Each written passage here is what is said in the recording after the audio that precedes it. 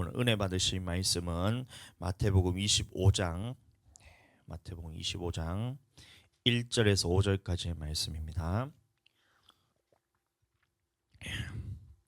마태복음 25장 1절에서 5절까지의 말씀, 우리 한 절씩 교독으로 읽도록 하겠습니다. 제가 먼저 한 절 읽고 여러분들이 한 절 읽고 이렇게 하도록 하겠습니다. 마태복음 25장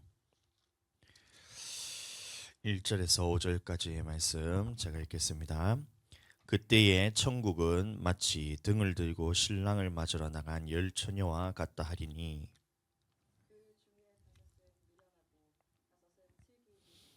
미련한 자들은 등을 가지되 기름을 가지지 아니하고,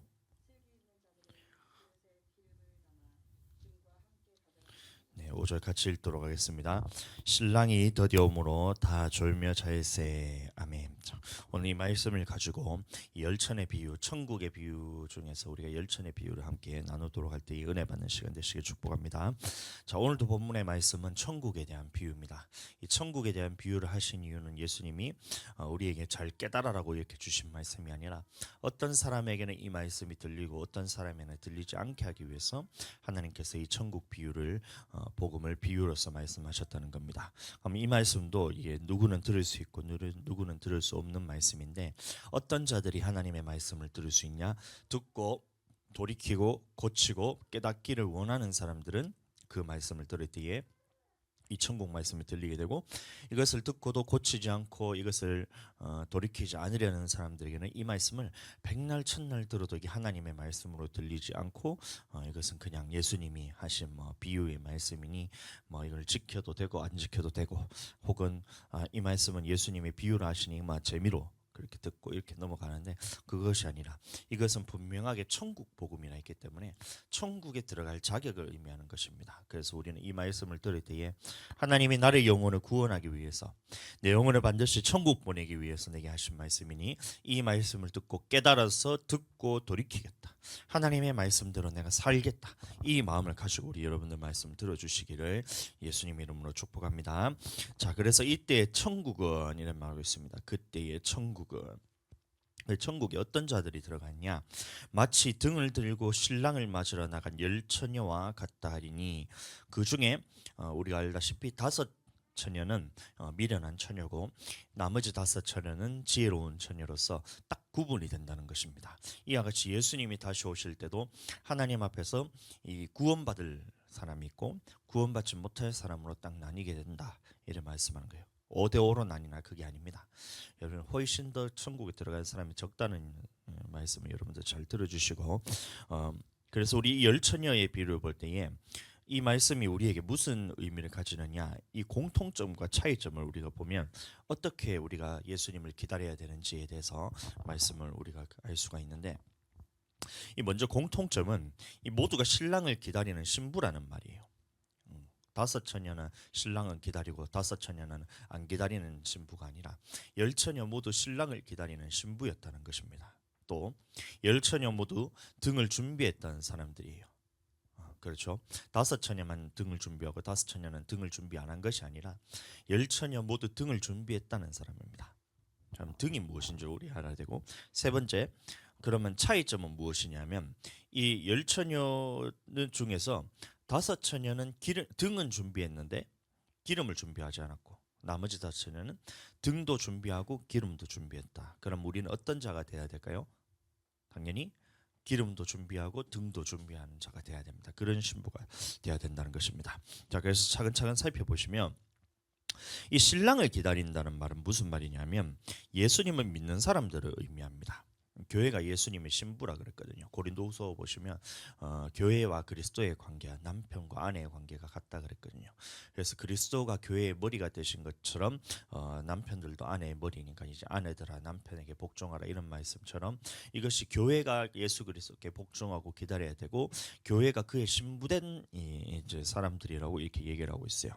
그래서 여기서 말하는 교회는 이 건물이 아니라 예수님을 믿는 성도들을 의미합니다. 아멘. 그래서 이 예수님의 신부된 자로서 남편을 기다린다, 이 신랑을 기다린다는 말은 모두가 예수님을 믿는 사람들을 의미한다는 것입니다. 그러면 이 신부를 할 때 신부의 자격은 어떤 신부가 가장 이제 신부감으로서 최고의 신부인가 이거를 우리가 생각을 해볼 때 예쁜 신부 그거는 그거는 최고의 신부감이 아니에요. 물론 예쁘면 좋지만 그러면 지혜로운 신부, 똑똑한 신부 이것도 물론 좋지만 이것도 최고의 신부감은 아니에요. 이 성경에서 말하는 신부감은 무슨 자격을 갖추어야 된다고 말하고 있냐면 이 바로 순결함과 정직함을 말하고 있다는 것입니다. 저도 한 남편으로서 한 아내의 남편으로서 이 아내를 바라볼 때에 이 아내가 남편만을 바라보고 이 정절을 지키는 모습을 볼 때 이 사람이 나의 신부로 인정되는 것이지 이 아내가 뭐 예를 들어서 뭐 맨날 다른 남자 찾아다니고 유튜브 보면서 저 요새 좀 잘 나가는 연예인 누구 있나요? 전부 다 이게 남편만 바라보고 사니까 이게 연예인을 모르니까 내가 이거 말씀에 진도가 안 나가요 진짜. 뭐 최고의 남편이 누구냐 이런 다윗, 솔로몬, 예수님 이러고 있으니까 지금 전부 다 그런 것 같은데 하여튼 그런 사람들 찾아다니면서 혹은 주위에 돌아다니면서 막 이게 바람필 사람을 찾아다닌다 생각하면 야 이것만큼 고통스러운 이게 결혼 생활이 있을까? 아내들도 마찬가지잖아요. 이 남편이라는 사람이 집에서 아내만을 사랑해야 되는데 아내 외에 다른 여자들을 계속해서 눈을 흘기면서 찾아다니고 막 음행하고 이러면 여러분들 그게 결혼 생활이란 것이 아니라 이미 이게 남편이나 신부로서의 자격 자체가 이 박탈되는 것이잖아요. 그러니 이 한 남편의 아내로서 이 남편만을 바라보는 그것만큼 이 훌륭한 신부감은 없다는 것입니다. 여러분들 동의하시나요? 동의하시면 아멘. 예쁜 것 여러분들 30년 안에 다 사라집니다. 제가 예언하지만 예언 하나 하면 30년 후에 여러분들 보시면 여러분들 지금 미모는 이제 지금과 비교할 수 없을 만큼 처참한 몰골이 될 거예요. 30년 후면 지금 미미 집사님은 70대 할머니가 돼가지고 이제 그러고 있는데 그때도 내가 예쁘다 이러고 있어. 소희도 이제 30년 후면 60 하나입니다. 60 하나. 60 하나 할머니가 막 이러고 있으면 여러분들 그게 그 훌륭한 신부감이라고 여러분들 그게 되는 게 아니잖아요. 그때도 마찬가지로 이 신부감이라는 것은 한 남편만 바라보는 이 정절과 순결을 지키는 것을 신부라 그러는 거예요. 이 보톡스를 하든 성형을 하든 여러분 30년 후에 여러분들 수진이 민정이 그러면 제 미모가 완전 물 올라가 가지고 막 그렇게 하고 있는데 여러분들 그 따라갈 수가 없어요. 그냥 그런 거 이제 붙들고 살 것이 아니라 지금 내가 해야 될 건 뭐냐? 제 신부로서의 이 순결의 가치, 정절의 가치를 지켜야지 내가 이게 올바른 신부감이다. 남편도 마찬가지입니다. 그러니까 왜 예쁜 거 이런 거는 영원한 가치가 아니란 거예요. 이런 것들을 가지고 우리가 살아간다고 내가 이게 올바른 신부로서 이 인정을 받냐 그게 아니란 것입니다. 마찬가지로 똑똑한 신부 물론 살아가는 데는 도움이 될 수가 있어요. 근데 이게 꼭 똑똑하지 않더라도 답답하더라도 여러분들 살아가는 데는 지장이 없습니다. 그러나 여러분들 이 신부감이 예를 들어서 남편 외에 다른 남자를 쳐다본다 이거는 진짜 견디지 못할 것 같아요. 저희 어머니가 이제 결혼하기 전에 잘 나가는 이제 대기업은 지금은 대기업은 아닌데 옛날에 롯데제과 그때 이제 롯데제과는 엄청난 이제 거의 대기업 바로 밑에 그런 수준이었어요. 거기 들어가서 이제 회사 생활하고 있을 때 저희 아버지가 이제 저희 아버지는 이제 그 대기업 이런 데 아니고 유통업을 하셨거든요. 그래서 슈퍼마켓 납품하고 이런 영업 사원으로 꾸고 있었는데 저희 아버지가 저희 어머니를 그렇게 쫓아다니면서 회사 앞에 트럭 몰고 가지고 이게 작업복 입고 어머니를 그렇게 이제 만나러 가고 이렇게 얘기하셨다는 것 들은데 제가 물어봤대요. 제 동생이 저희 어머니한테 물어봤대요. 엄마는 아빠가 뭐가 좋아서 결혼했냐 이런 물어보더라고. 근데 저희 어머니가 대답이 참 이게 지혜롭다고 생각했는 게 다른 거는 잘 모르겠는데 이 사람이라면 이 평생 딴 사람한테 눈 안 돌리고 나만 바라보고 살 것 같다. 요거 하나 보고 이제 결혼했다는 거예요. 지금까지도 잘 모르겠어요. 그냥 그렇게 이제 사시는 것 같은데 아직까지 이혼 안 하고 이제 저희 어머니만 같이 살고 있는 거 보면 그게 맞는 것 같아요. 근데 여러분들도 마찬가지로 이 결혼이라는 것을 할 때는 이 사람이 얼마나 예쁜가, 물론 예쁘고 하면 좋지만, 이 사람이 얼마나 지혜로웠나 그것도 좋지만, 그것보다 더 우선적으로 봐야 되는 게 이 사람이 정말 나만 바라보고 평생 나와 함께할 이 반려가 아니고 뭐라 그러죠, 동반자, 저 뭐라 그러냐, 반려자가 아니고, 반려자 맞나요? 반려동물이라고 자꾸 얘기해서 반려자가 좀 이상한데, 이 반려자로서 이렇게 살아갈 사람이 맞냐를 볼 때는 이 사람이 평생 나만 바라보고 나와만 이 부부의 연을 맺고 살아갈 것인가, 이 가치를 보고 여러분들 결혼하신 거잖아요. 이 맞다는 거예요. 지혜로운 거, 여러분들 이것도 도움은 될 수 있지만 이게 결혼을 하기에는 이제 완벽한 조건 아니란 거예요. 아무리 똑똑하더라도 여러분들 그게 평생 가지 않는다는 것입니다. 아무리 똑똑하고 예쁘다 하더라도 순결함과 정절을 지키지 못한다면 이거는 신부로서의 자격이 없다는 겁니다. 동의하시죠? 동의하시면 아멘 한번 해주세요. 자, 근데 이게 하나님께서 보실 때 우리에게 요구하시는 신부감이 어떤 신부감이냐면 바로 이 순결함과 정절함을 지키는 이 모습을 우리에게 요구하신다는 거예요. 그러면 하나님 앞에서 내가 순결한 신부가 되고 하나님 앞에서 정절을 지키는 신부가 된다, 이 말이 무슨 말이냐, 이거를 하나님께서 말씀을 통해서 우리에게 쭉 주셨는데, 이 호세아 선지자를 보시면 이 하나님이 명령을 안 하십니다. 그 어떤 명령을 하시냐면 참 이게 상식적으로 이해가 되지 않고 너무나 고통스러운 명령이에요. 어떤 말이냐면, 이 가서 고멜과 결혼하라 그러거든요. 근데 고멜이 누구냐면 음란한 여자라고 말하고 있어요. 호세아 1장 2절 보겠습니다. 호세아 1장 2절. 사모님 그 로아 되고 앞에 와가지고 소희 옆에 성경 좀 찾아주세요. 호세아 1장 2절. 호입니다. 호세아 1장 2절. 참 이상한 하나님의 명령이 나오는데 한번 제가 읽어드립니다. 여호와께서 처음 호세아에게 말씀하실 때 여호와께서 호세아에게 이르시되 너는 가서 음란한 여자를 맞이하여 음란한 자식들을 낳으라. 이 나라가 여호와를 떠나 크게 음란함이니라 하시니, 이래 말하고 있어요. 하나님께서는 이제 호세아 선지자를 통해서 이제 이 이스라엘 백성에 대한 멸망을 선포하기 위해서, 또 이스라엘 백성이 지금 어떤 이제 상황인 것을 설명하기 위해서 명령을 하셨는데, 이게 하나님의 명령이 참 이게 고통스러울 것 같아요. 내가 호세아 선지자를 생각해 보면, 제가 한번 이제 그 입장에서 한번 생각을 해보면, 이 음란한 여인을 가서 아내로 맞이하라는 거예요. 성경에 보면 이제 음행을 행한 사람 돌로 쳐주라 그랬는데, 쳐주기라 그랬는데, 이 선지자라는 사람을 하나님이 음란한 여인을 가서 맞이해라 이랬는데, 이 마음을 생각해 보면 이게 사람이 사는 게 아닌 것 같아. 내가 봤을 때 아내가 매일같이 어떤 그냥 음란이냐면, 그냥 돌이키고 남편에게 다시 내가 지금까지 있었던 것에서 돌이키고 이렇게 돌아오겠다 이런 사람도 아니고, 그냥 매일같이 그냥 다른 남자를 찾아다니는 거예요.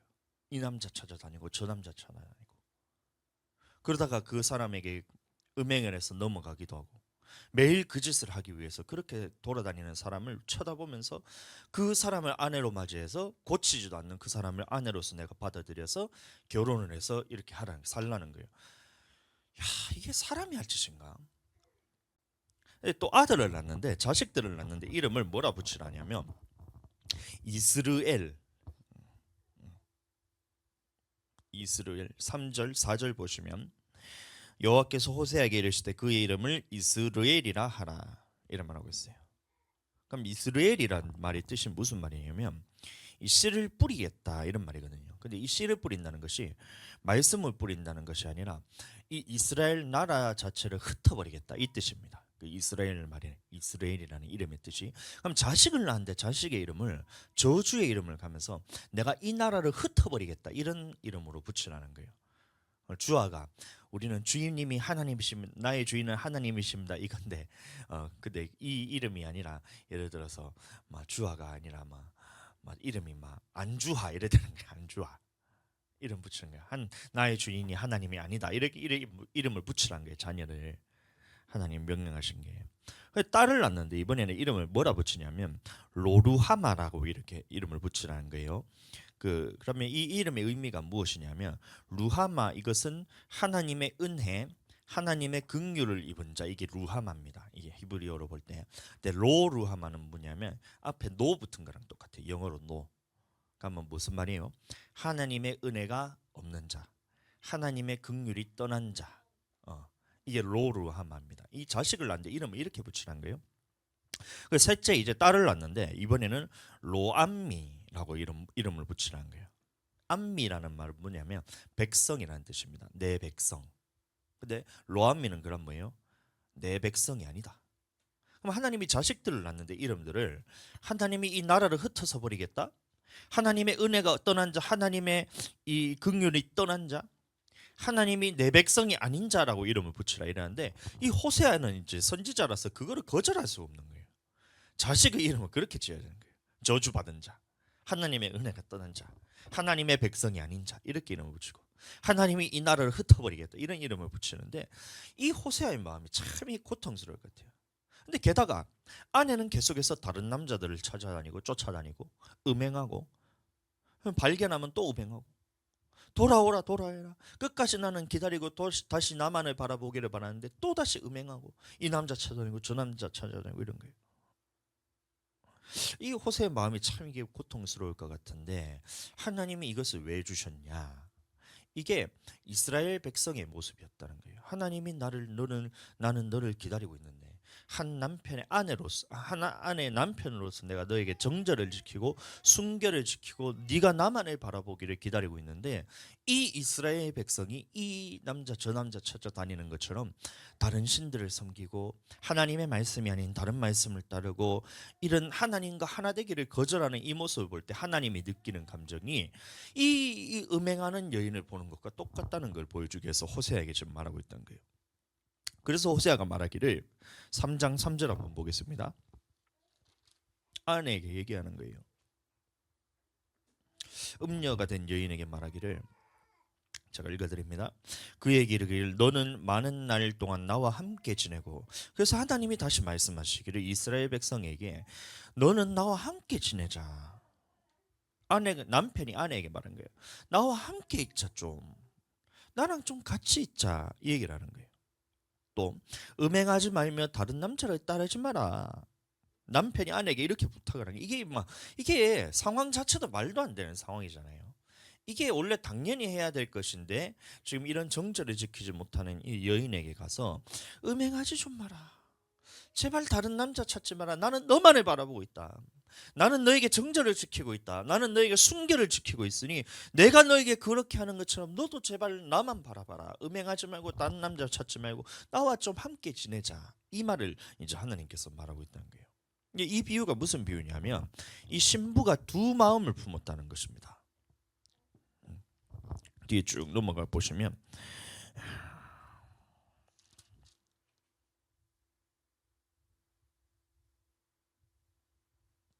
제가 제 성경책이 아니라 가지고 지금 찾지는 못하고 있는데 뒤에 보시면 이 두 마음을 품은 너희여 이래 말하고 있거든요. 그럼 다시 말하면 이 음행에 대한 비유가 무슨 말을 하고 있냐? 이스라엘 백성이 하나님을 섬기는 것과 또 다른 마음을 품어서 다른 것을 섬기는 이 마음을 보고 이 음행을 하고 있다 이렇게 표현하고 있다는 거예요. 자, 그러면 다시 오늘날 우리들에게 말씀하신 것은 무슨 말이냐면 우리는 예수님을 신랑으로 맞이하는 모두가 신부입니다. 아멘. 예수님을 기다리고 예수님을 맞이하기를 기다리는 신부라는 것이에요. 그래서 신랑만을 기다리고 신랑이 내게 하신 약속만을 맞다 신뢰하고 기다리는 것이 신부라 이 말인 거예요. 그런데 이 기다려야 되는 신부가 두 마음을 품는다 이 말이가 똑같은 거예요. 하나님도 섬기고 하나님이 아닌 다른 것도 섬기고 이렇게 한다는 거예요. 또 마찬가지로 예수님이 하신 말씀만을 들어야 되는 것이 신부인데 예수님이 하신 말씀도 듣고 다른 사람들이 하는 말도 맞다고 쫓아다니는 이것을 보고 하나님이 뭐라 말하고 있냐면 음행하고 있다 이런 말하고 있던 거예요. 하나님이 보시기에는 신부가 지금 정절을 지키지 않는 것처럼 음행을 하는 것과 똑같이 보고 있다 이런 말하고 있다는 것입니다. 그럼 하나님이 이것을 보실 때 얼마나 이것이 큰 곤욕일 거예요, 여러분들. 한번 생각해 보세요. 매일같이 남편이 바람 핀다고 생각해 보세요. 매일같이 아내가 바람 핀다고 한번 생각해 보세요. 모르는 것도 아니고 남편이 다 알고 있는데 아내가 맨날 딴 남자 찾아다니고 음행한다 생각해요.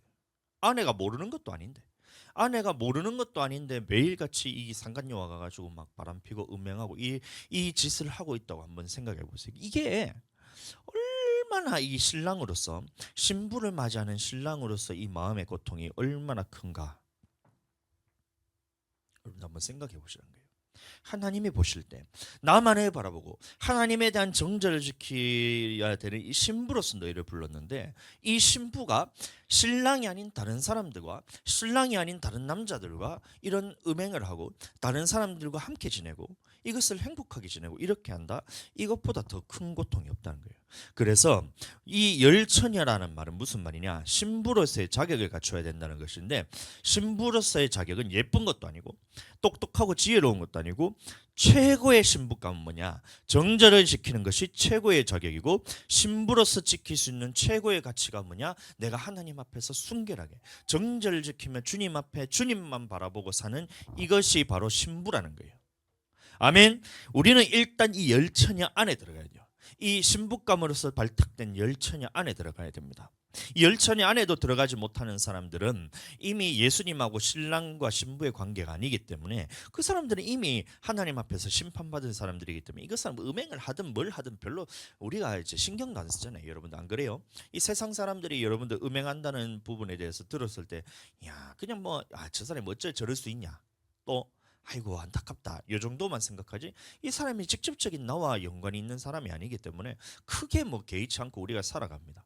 그러나 내가 만약에 이 나와 관련된 사람이, 가족 중에 누가 그런다든지 아니면 내 아내가 그렇게 한다, 내 남편이 그렇게 한다 하면 이것은 이 가정이 파탈만 날 만한 이런 고통이 있다는 것이기 때문에, 일단 우리는 이 정절의 안에서, 열처녀 안에, 신랑을 기다리는 신부 안에 우리가 모두가 들어가야 된다는 거예요. 아멘. 신랑을 기다리지도 않는 사람들은 신부도 아니에요. 그러니까 예수님의 말씀을 듣지 않는 사람들은 신부의 자격도 없는 사람들이란 것입니다. 그러면 이 열처녀나 이 공통점이 무엇이냐? 모두가 신랑을 기다리고 있다. 신랑을 기다리고 있다. 이 말을 다시 말하면 우리와 같이 예수님을 믿고 예수님이 다시 오시는 이 재림을 기다리고 있는 우리들을 의미하고 있다는 거예요. 이 공통점이고, 두 번째 공통점, 이 모두가, 열처녀 모두가 등불을 가졌다라고 말하고 있습니다. 열처녀 모두가. 그러면 이 등불이 무엇이냐? 시편 199편 105절 말씀 보겠습니다.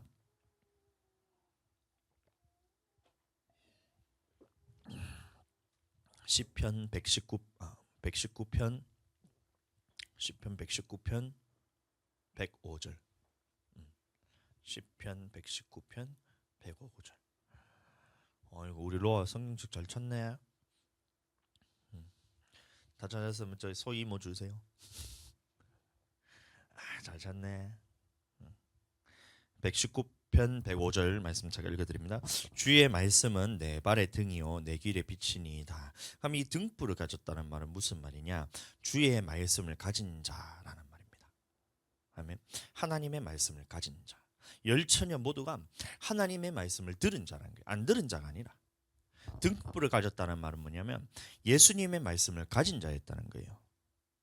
그러니 열처녀 모두 신랑을 기다릴 뿐만이 아니라 모두 등불을 가졌다 말하고 있어요. 다시 말하면 모두가 예수님을 믿었을 뿐만이 아니라 예수님의 말씀을 들은 자라는 것입니다. 그리고 들었을 뿐만이 아니라 또 등불이 무슨 의미를 가지고 있냐면 이 듣고 순종하는 삶을 살았다라는 거예요. 마태복음 5장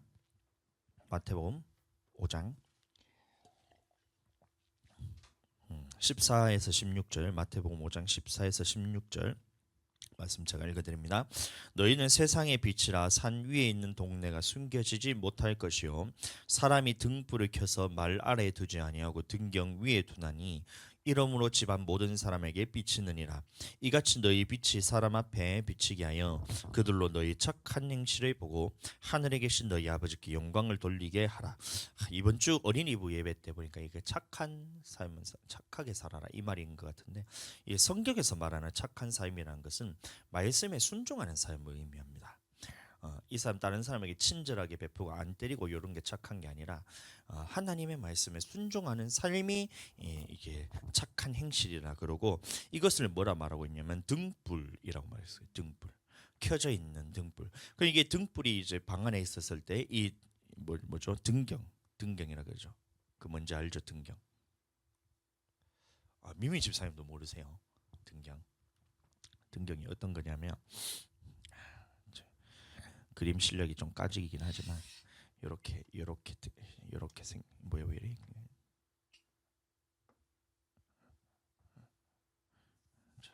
등경이 어떻게 생겼냐면 요렇게 생긴 이제 받침대에 요렇게 생긴 이런 게 있어요. 요렇게 딱 생겼는데 요 접시 같은 게 요렇게 있습니다. 요렇게 생긴 요렇게 접시 같은 거. 이게 등경이라 그런 거예요. 등경. 그럼 등불은 어디 올려놓냐면 요 위에다가 이 주전자 같은 요런 게 요 덮이기도 하고 요 뚜껑 덮인 것도 있고 없는 것도 있는데 요 안에 기름을 요렇게 넣으면 여기서 불이 요렇게 불이 타고 있어서 요렇게 이게 등경과 등불입니다. 그러니까 그림 보니까 뭔가 좀 보이는 어디서 본 것 같아요. 나중에 사진으로 찾아보세요. 등경이 하여튼 요렇게 등경이 요겁니다. 등경이 요거고 요 접시 있고 접시 위에 이게 등불을 이렇게 올려놓으면 요 안에 기름이 이렇게 타면 이 심지 같은 거, 초심지 같은 거 이렇게 하면 여기서 불이 이렇게 나는 겁니다. 그러면 이게 방 안에 있으면 온 전체 방이 다 밝아져요. 옛날에 저희 할머니가 청도 사셨는데 거기 가면 이거 사랑방 같은 것이 있었습니다. 그 가면 뭐가 있었냐면 이런 게 있었어요. 나중에는 전기 켰다가 껐다가 하는 게 똑딱 이거 있잖아요. 똑딱이 천장에 딱 내놓으면 똑 하면 켜지고 딱 하면 꺼지고 그런 걸로 바뀌었는데 옛날엔 저게 있었어요. 등경이.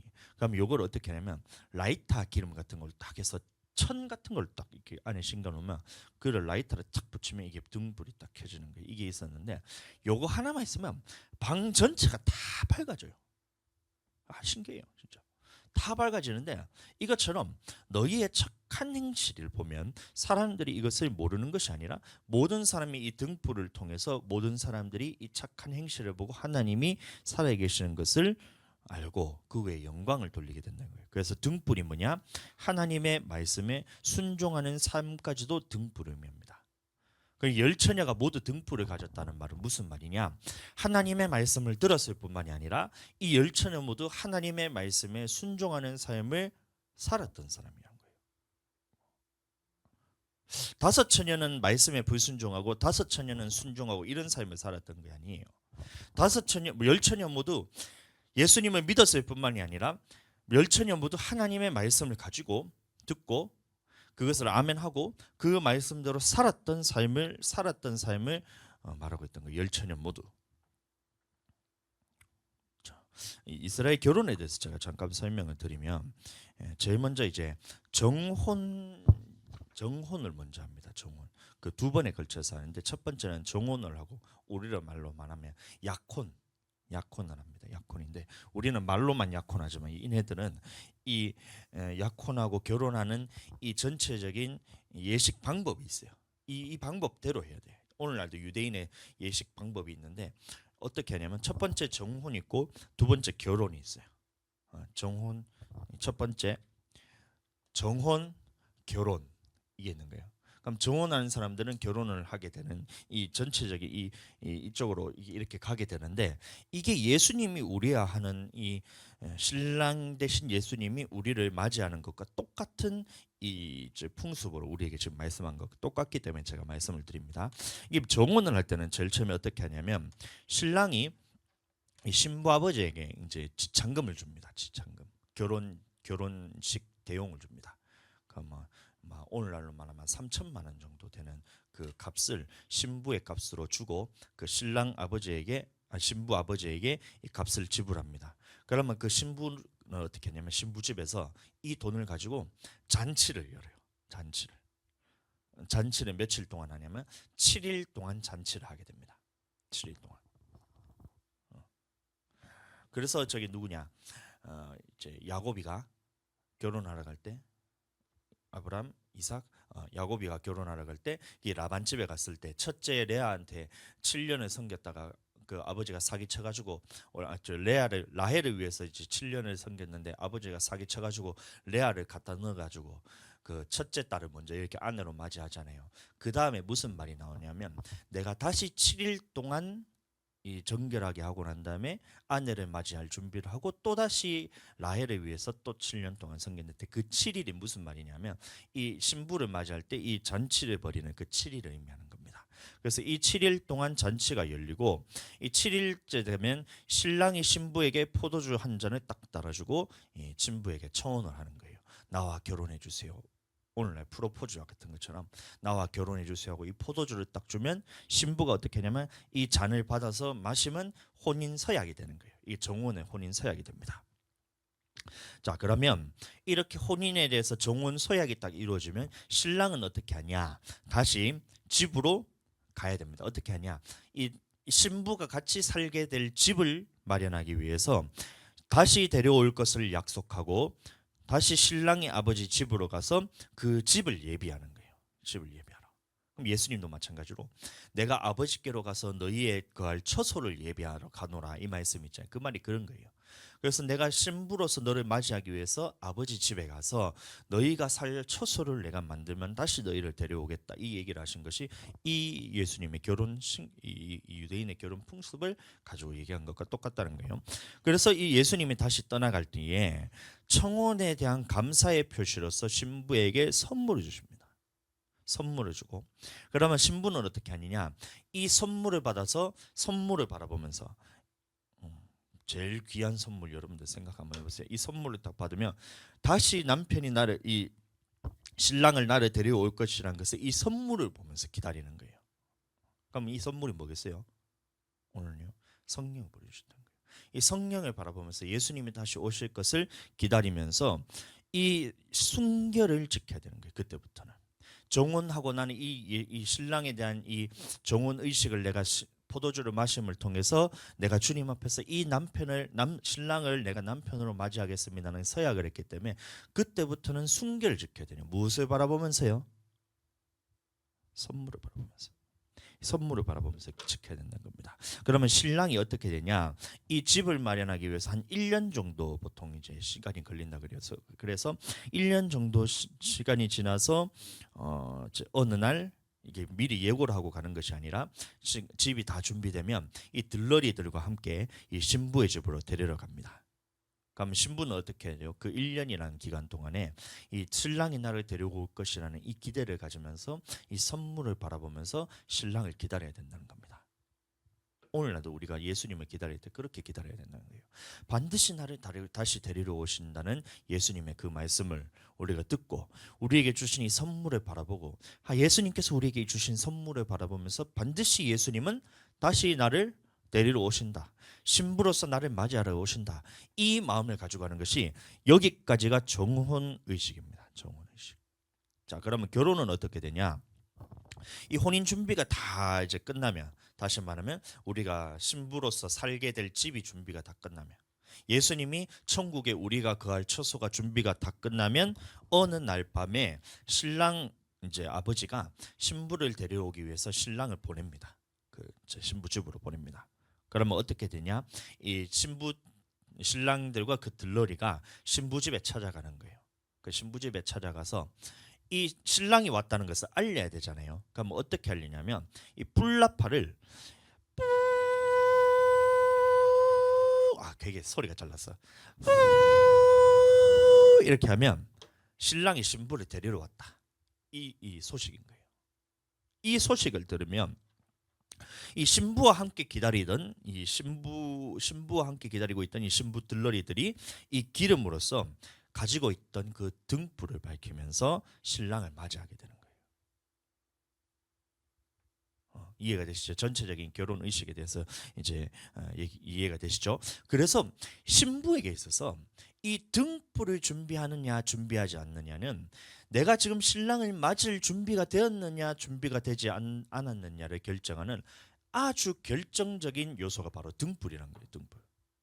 그러니 10처녀 비유에서 5처녀가 등불을 준비하고 5처녀가 등불을 안 준비한 게 아니라 모두가 등불을 다 준비했다. 다시 말하면 모두가 신부를 맞을 준비를 했는데 중요한 것은 이 신랑을 맞이하는 준비에 있어서 이 등불이 켜는 것이 가장 중요한데 우리도 마찬가지로 예수님이 다시 오셔서 우리를 맞이하러 신랑 되신 예수님이 신부된 우리를 맞이하러 오셨을 때 우리에게 보는 것은 무엇을 보느냐 하면 이 신부가 지금 무엇이 준비되어 있나? 등불을 켜고 신랑을 맞이할 준비가 되어 있냐? 이거를 보는 거예요. 다시 말하면 등불은 뭐라 그랬죠? 하나님의 말씀과 그 말씀에 순종하는 삶을 우리가 그때까지 지키고 있냐 지키지 않냐 이거를 보고 있다는 거예요. 그럼 등불이 다 꺼지게 되면 이 신랑이 봤을 때는 이 신부가 지금 나를 기다리지 않고 있구나. 이 신부가 지금 나를 기다리지 않고 그냥 이제 두 마음을 품어서 다른 데 내가 뺏겼구나. 이렇게 해서 신부를 안 데리고 간다는 거예요. 이게 얼마나 무서운 말인지 한번 생각해 보세요. 신랑이 언제 다시 찾아오나? 1년 정도째 시간이 걸려서 집을 다 거처를 마련하고 신부의 집에 딱 갔는데 신부가 등불이 준비가 안 됐는데 고작 등불이 준비가 안 됐는데 신랑의 입장에서는 어떻게 느끼냐면 이 여자가 이 신부가 지금 나 외에 다른 사람에게 마음이 뺏겼구나. 이렇게 생각이 된다는 거예요.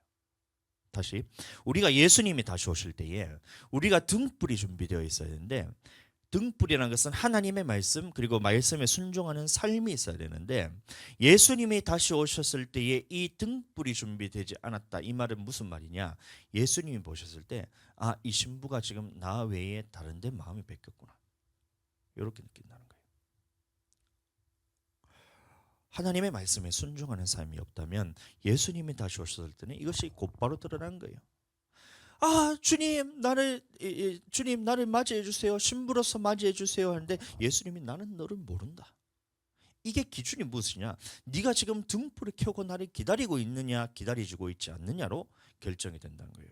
다시 오늘날 예수님을 다시 오실 때 우리는 신부로서 주님을 맞이하는데 주님 내가 주님을 기다리고 있었습니다. 내가 순결을 지키고 있었습니다. 하나님 나는 당신만을 바라보고 있었습니다. 예수님 이렇게 우리가 말로서 될 것이 아니라 이것을 증거로서 무엇을 가지고 있어야 되냐면 예수님이 신랑이 왔다 우리 신부여 신랑이 왔으니 맞으러 나오라면서 나팔을 하고 이렇게 불 때에 그때에 이 신부된 사람이 등불이 준비되지 않으면 이게 증거가 없는 거예요. 내가 아무리 주님 앞에 순결을 지켰습니다. 내가 아무리 주님을 기다렸습니다. 내가 아무리 주님 앞에서 당신이 오기만을 내가 기다렸습니다 라고 말하는데 등불이 없다면 여러분 그건 증거가 없는 거예요.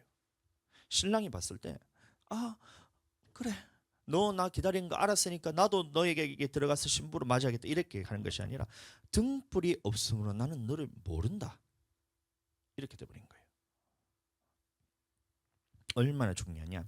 등불이 켜서 밝혀서 신랑을 맞이하는 것과 하지 않는 것이 이제 얼마나 중요한지 여러분들 이 말씀에 대해서 이제 잘 들으셨을 것이라 생각하고 그러면 우리는 예수님이 다시 오실 때 이 등불을 켜고 있어야 돼요. 아멘. 등불이 켜져 있어야 된다는 겁니다. 다시 말하면 예수님이 다시 오실 때에 우리는 하나님의 말씀에 순종하는 이 삶이 있어야 된다는 거예요. 하나님의 말씀을 가진 자가 되어야 되고 가진 말씀대로 순종하는 이 행위에 따라서 내가 신랑을 맞이하기 위해서 내가 정절을 지켰습니다. 순결을 지켰습니다. 주님만을 내가 바라보고 기다렸습니다라는 이 증거가 되기 때문에 이거를 켜고 있어야 되는데 중요한 거는 문제가 생겼어요. 문제가 하나 생겼는데 뭐냐? 25장 5절 말씀 마태복음 25장 5절 마태복음 25장 5절 신랑이 더디 오므로 다 졸며 잘세 이렇게 말하고 있습니다. 신랑이 더디 왔다는 거예요. 신랑이 더디 왔다. 얼마나 더디 왔냐? 2000년이 지났는데도 아직까지 오지 않았어요. 2024년 약 2000이 정확하진 않아요. 약 2024년이 지났는데도 아직 예수님이 재림하지 않았어요. 다시 데리러 오지 않았다는 거예요. 그러니 어떤 상황이 벌어졌냐? 지혜로운 처녀나 미련한 처녀나 다 어떻게 했다고요? 여러분들 이게 말씀을 보고 희망을 가지셔야 돼요. 지혜로운 처녀도 졸며 자고 미련한 처녀도 다 졸며 잤다는 거예요. 지혜로운 사람은 깨어서 등불을 밝히고 있었으면 좋겠는데 지혜로운 사람도 졸며 자고 미련한 사람도 졸며 자고 있었다는 거예요. 다시 말하면 지쳤다는 겁니다. 지쳤다. 남편을 기다리려고 이렇게 밤이 새도록 기다리려고 했는데 이 육신이 너무 졸리니까 지쳐서 이렇게 졸고 있었다는 거예요. 이렇게. 그러니까 어떻게 돼요? 등불이 켜져 있는지도 꺼져 있는지도 모르고 밝혀졌는지도 아닌지도 모르고 이런지도 뭐 그렇게 막 살아가고 있었다는 거예요. 우리도 마찬가지입니다. 우리가 살아가는 동안에 예수님이 더디 오게 되면 예수님이 재림의 시기가 자꾸 우리가 이제 뒤로 밀리고 있는 것을 우리가 기도를 통해서 하나님의 모든 백성들이 구원받게 되기 위해서 우리가 기도를 통해서 이 시기가 계속해서 뒤로 미쳐주고 있어요. 그러나 언젠가는 예수님이 다시 오시는데 이때 여러분들 우리는 잘 나갈 때도 있어요. 신앙생활이 보면 여러분들 보시면 잘 아시겠지만 어떨 때는 막 이게 내가 막 열정이 다해서 막 주님 앞에 막 달려나가고 신앙생활하는데 앞서서 나가고 성도들을 막 으쌰으쌰해서 교회를 세워나가는데 막 힘이 되고 이렇게 되기도 하는데 어떨 때는 보면 이게 막 금방이라도 막 내가 이제 꺼져가는 것 같이 심지가 다 꺼져가는 거지. 등불에 심지가 다 꺼져간 것처럼 막 뒤처지기도 하고 하나님의 말씀을 듣는데도 은혜롭지도 않고 기도하고 싶은데도 기도도 안 되고 막 이런 막 그런 신앙생활에서 완전히 뒤로 막 넘어지는 것처럼 그렇게 느껴질 때도 있다는 거예요. 이게 뭐냐면 모두가 지금 다 졸며 자고 있다는 상황이에요. 예수님이 다시 오시면 그러면 이 예수님을 다시 오셨을 때에 그러면 나팔 소리를 들으면 그러면 그때는 어떻게 해야 되냐? 다시 우리가 깨어나서 주님의 등불을 비추면 되는 거예요. 자, 다시. 자, 우리는 예수님이 늦게 오시기 때문에 신랑이 더디 옴으로 인해서 모든 사람은 다 지금 졸며 자고 있는 상황인 겁니다. 아멘. 그래서 어떤 사람은 이게 하나님 앞에 잘 나가기도 하지만 어떤 사람은 뒤처지기도 하고 어떤 사람은 또 이게 신앙생활을 때 이게 막 주님 앞에서 이게 열정이 닿으면서 막 영혼이 살아나는 그런 상황도 있지만 어떨 때는 이게 영혼이 다 죽어가가지고 진짜 이게 막 일어설 힘도 없을 만큼 푹 처지게 하고 막 이런 상황인 거예요. 이게 뭐냐면 오르락 내리락 하고는 있지만 주님이 아직 오시지 않았기 때문에 이 상황을 주님이 허락하셨고 이게 아직까지는 우리에게 허락이 되어 있다는 거예요. 우리가 신앙생활에 뒤처진다고 해서 등불이 거의 다 꺼졌다고 해서 예수님이 너를 모른다 이런 얘기를 안 했다는 거예요. 다시 이 지혜로운 처녀도 다 졸며 잤다 그랬어요. 그럼 졸며 자면 무슨 상황이 벌어지냐? 등불이 이제 다 꺼져 간다는 거예요. 말씀을 지키려고 우리가 노력하고 열심히 살기 위해서 이제 순종하기 위해서 그렇게 안간힘 쓰고 있지만 그러나 우리 상황 가운데서 모든 상황에서 하나님의 말씀에 100%다 순종하지 못하는 우리의 모습들이 있을 수도 있다 이 말인 겁니다. 자, 그래서 제가 여러분들의 희망을 가지는 거예요. 예수님이 지금 바로 너를 모른다 하시지 않는다는 거예요. 내가 지금 신앙생활이 조금 뒤처졌다 해서 내가 너를 모른다 이렇게 얘기하는 게 아니란 거예요. 반대로 내가 신앙생활에 지금 잘 나가고 있다 해서 예수님이 너를 안다. 너가 나의 신부다 이렇게 주님 지금 판단하신 것이 아니라는 겁니다. 언제 이것이 판가름 나게 되냐? 예수님이 다시 오시는 그때 여러분들 판가름 난다는 거예요. 다시 신랑이 신부를 맞이하러 오는 그 나팔을 불며 신부여 나오라고 뿌 하고 나팔을 부는 그때에 여러분들 그때 준비가 되셔야 돼요. 물론 지금도 준비해야 됩니다. 지금 준비되는 것이 그때 준비되는 것이기 마찬가지이기 때문에 지금 여러분들 힘들다 하더라도 여러분들 잘 버텨내시길 바랍니다. 잘 버텨내시길 바래요. 그렇잖아요. 얘가 좀 신앙생활이 좀 잘 될 때는 그럴 때는 주님이 좀 빨리 왔으면 좋겠어요. 내가 순종 잘하고 무슨 말씀이냐 목사님 말씀하는데 그냥 막 100%막 순종하고 목사님 시키지도 않았는데도 더 막 내가 막 주님 앞에서 막 더 잘하고 싶고 막 이러고 싶을 때는 주님이 빨리 왔으면 좋겠어. 그렇죠? 안 그래요, 여러분들? 주님도 안 왔으면 좋겠어요. 예수님 안 왔으면 좋겠어요. 반대로 말씀을 듣는데 이게 순종하기 어렵고 기도도 안 되고 신앙생활이 뒤처지고 이런 것 같으면 주님이 오시는 게 참 겁이 나고 그럴 때도 있잖아요. 여러분들 조금 나중에 왔으면 좋겠고. 근데 그거 여러분들만 그런 거 아니라는 거 여러분들 잘 생각해 보세요. 여러분들만 그렇게 느끼는 게 아니에요. 모든 신앙생활하는 사람들이 오르락내리락 하면서 어떨 때는 좋았다가 어떨 때는 나빴다가 어떨 때는 주님 앞에서 성령의 또 강하신 기름 부음을 받아서 하나님 앞에서 영혼이 살아났다가 기도를 안 하게 되면 여러분들 당연히 여러분들 쭉 하고 쳐지는 거예요. 고무줄을 딱 당기잖아요, 여러분들. 한번 여러분들 뒤로 당길 때는 얼마나 이게 강하게 잡아 당기는 힘이 얼마나 강한지 모릅니다. 쭉 늘어나는 거예요. 뒤로 훅 쳐지는 거예요. 마귀가 잡아 당기는 힘이 얼마나 강한지 몰라요. 신앙생활 하는데 저도 그럴 때가 있어요. 완전히 그냥 진짜 이번 주 같은 상황에 보면 3일 내도록 연짝으로 다 놀았잖아요, 여러분들. 3일 동안 제가 말씀 선포를 못했어요.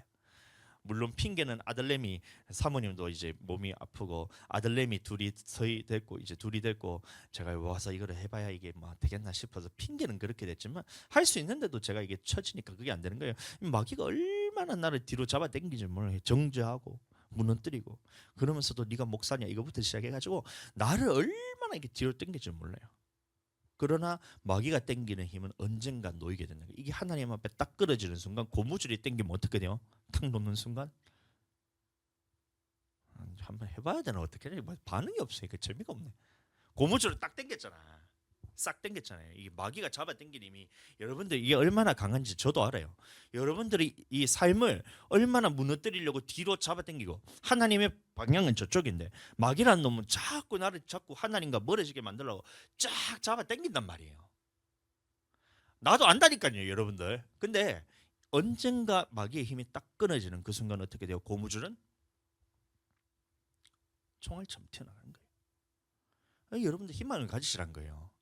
내가 지금 뒤처진다. 내가 신앙생활이 이게 저 완전히 처졌다. 내가 기도가 안 된다. 하나님 앞에 내가 이게 무너지는 거 아닌가? 마귀가 공격이 너무 심하다. 아, 내가 육신이 너무 연약하다. 내가 살아가는 게 너무 힘들다. 신앙생활이 버티기가 힘들다. 이 상황이 지금 무엇을 하고 있냐? 마귀가 지금 너를 끝까지 하나님과 멀어지게 만들려고 잡아 당기고 있다. 이 상황인 거예요. 이 상황. 근데도 제가 아무 말도 안 하잖아요. 왜 그러냐? 이게 어느 순간 예수 그리스도의 힘으로 끊어지는 그 순간 여러분들은 언제 그랬냐든지 확 하고 튕겨져 나가게 됐어요. 하나님 쪽으로. 그거 바라보는 거예요. 예, 오르락 내리락. 그러다가도 또 다시 잘 나가는 거 보면 마귀는 또 배 아파요. 또 잡아당겨. 얼마나 잡아당기지 몰라요. 왜요? 아직까지 예수님이 오시지 않았기 때문에 이게 반복이 되는 거예요. 어떨 때는 마귀가 잡아당기는 힘이 너무 강해요. 진짜 너무 강해요.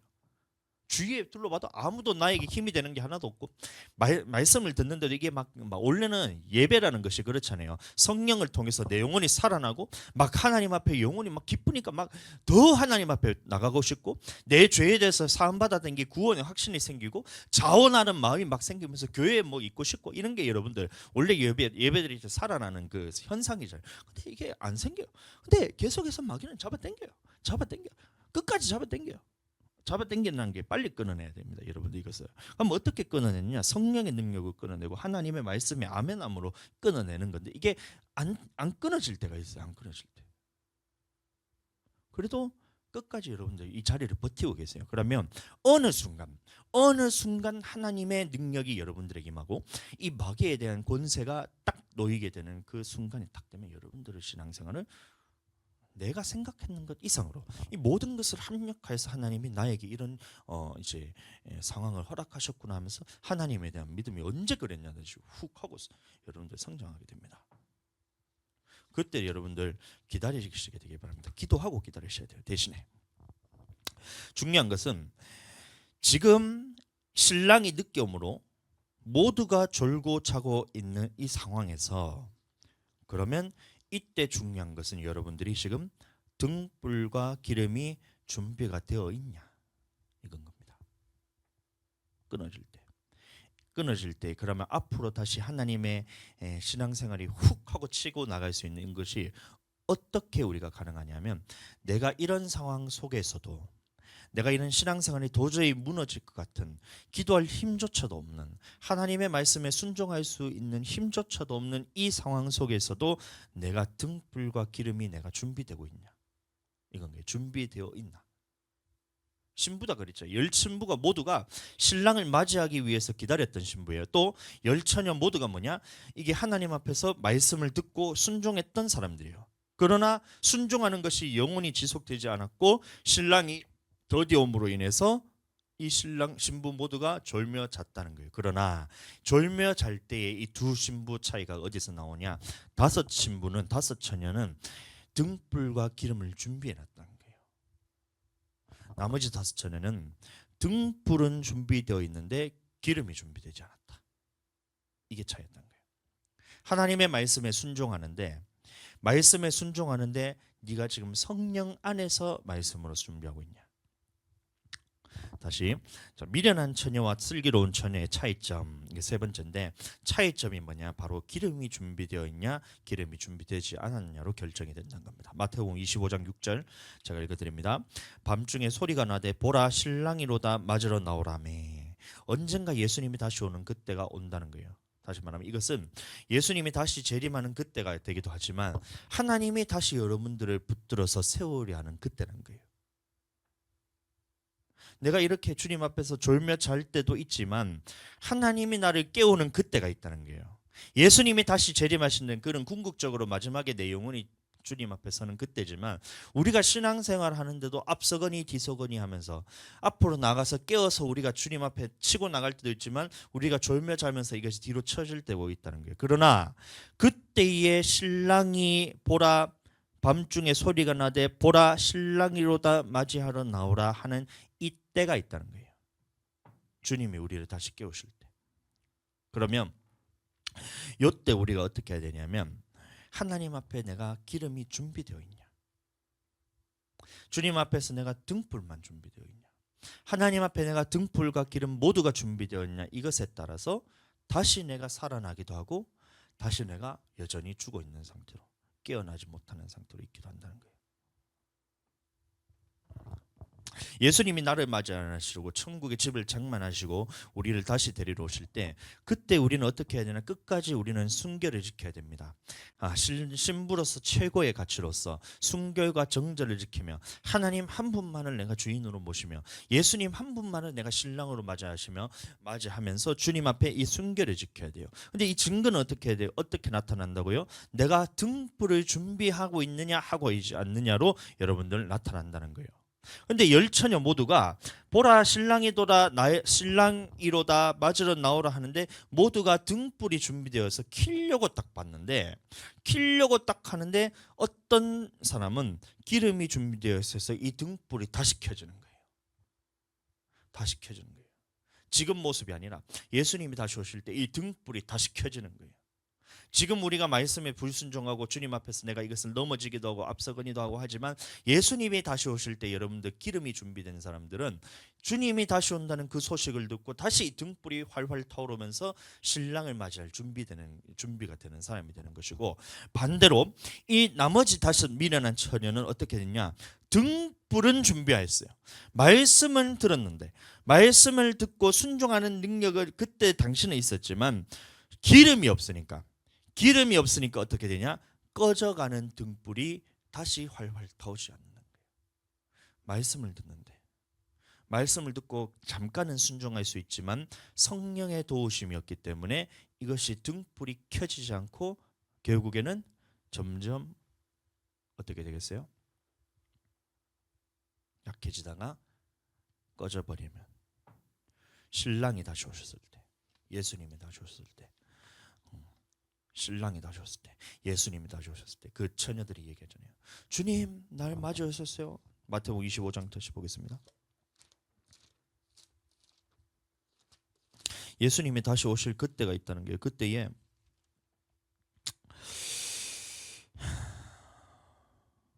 11절 보겠습니다. 10절부터 그들이 19절부터 보겠습니다. 슬기 있는 8절부터 보겠습니다. 죄송합니다. 미련한 자들이 슬기 있는 자들에게 이르되 우리 등불이 꺼져간다는 거예요. 등불이 꺼져간다. 너희 기름을 좀 나눠달라 하거늘 성령을 좀 나눠주셔야 하는데, 그때는 여러분들 기름을 줄 수가 있는 게 아니란 거예요.